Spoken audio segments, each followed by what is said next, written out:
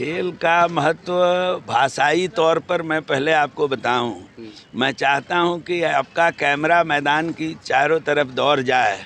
सुबह से लोग मैदान में हैं, खेल कूद में व्यस्त हैं, कुछ देख रहे हैं, कुछ दिखा रहे हैं। उनके चेहरे को दर्शकों को दिखाइए। ये खेल कूद का महत्व समझ में आ जाएगा और परिभाषा समझ में आ जाएगी। एक सवाल ये आता है सर, पहले मैं जो बताता हूँ एक बात में, इसमें थकान नहीं होती है। थकान एक मानसिक योग है। यदि आप बीमार नहीं हैं तो आपके पास इतनी ऊर्जा ईश्वर ने दी है कि आप थकते नहीं हैं। थकान मानसिकता से ज़्यादा होती है। खेल के मैदान में चहकते बच्चे, ऊर्जावान बच्चे, दर्शकों में भी ऊर्जा भर रहे हैं। किसी पेरेंट के चेहरे पर ये भी देखिए, सुबह हमने लगभग 9 बजे से प्रोग्राम हुआ है, 3:30 बजे किसी के चेहरे पर शिकन नहीं नज़र आ रहा है। तो जीवन में इसका महत्व है। और कुछ चीज़ें हम लोग जीविकोपार्जन के लिए कर लेते हैं, लेकिन मनुष्य होने के लिए, जीवन के लिए, जीवन केवल काटने का नाम नहीं है, जीने का नाम है। खेल कूद इसके लिए आवश्यक है। जो लोग खेल कूद में होते हैं, खेल कूद का मतलब ये मैदान में जाके खेलना ही नहीं होता। To have a sportsmanship in your mind, उसमें आपको बहुत सारी बातें आती हैं।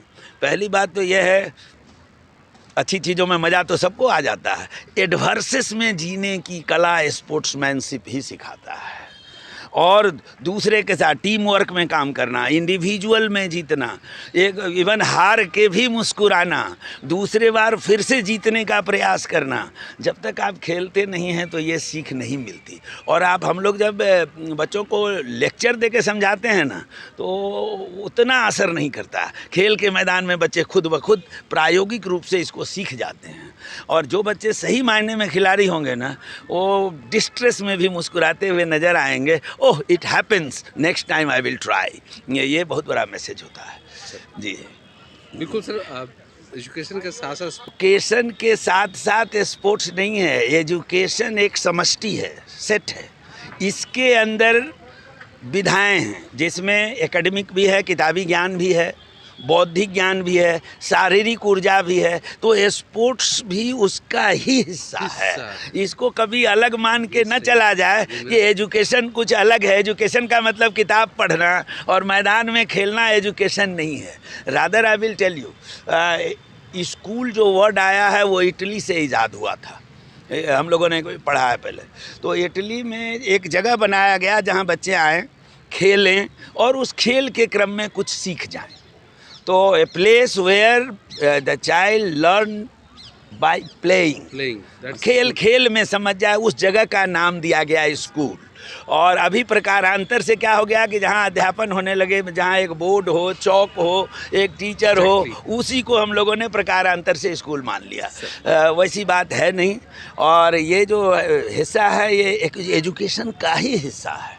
और मैं भरसक यत्न करूंगा आप लोगों का सहयोग मिलता रहे और हम समवेत, ये ठीक है, मैं डीपीएस का प्राचार्य हूँ तो अपनी स्कूलों पर ध्यान देना मेरा कर्तव्य है, लेकिन मैं एक शैक्षणिक व्यवस्था में रहने वाला व्यक्ति हूँ। मेरे लिए सारे बच्चे एक जैसे हैं। सबको लिए मैसेज है कि पढ़ो भी, बौद्धिक क्षमता, क्योंकि जानते हैं बहुत ज्ञान हो जाए और बौद्धिकता यदि स्पष्ट न होना तो वो ज्ञान डिवेस्टेटिंग होता है, वो सही दिशा में नहीं ले जाता। इसलिए ज्ञान भी उसी को मिले जिसकी बौद्धिक स्थिति संपन्न हो, क्योंकि ज्ञान सब लोग अर्जित कर लेते हैं, बौद्धिक संपन्नता नहीं होती, स्पोर्ट्समैनशिप नहीं होता, हड़प लेने की इच्छा होती है। और जब स्पोर्ट्समैनशिप होगा तो कुछ देख के भी मुस्कुराने की इच्छा होती है।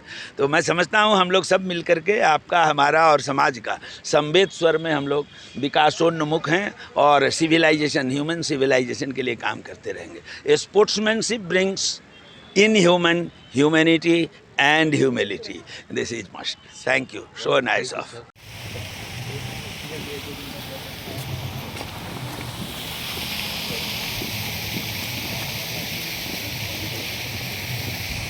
How the things change? तुम लोग कितना सिखा देंगे, भूल जाओगे। जंपा भी सिखाया हुआ है सर। हाँ, गुड बेटा, good, so nice of you, so good children. Okay sir, please.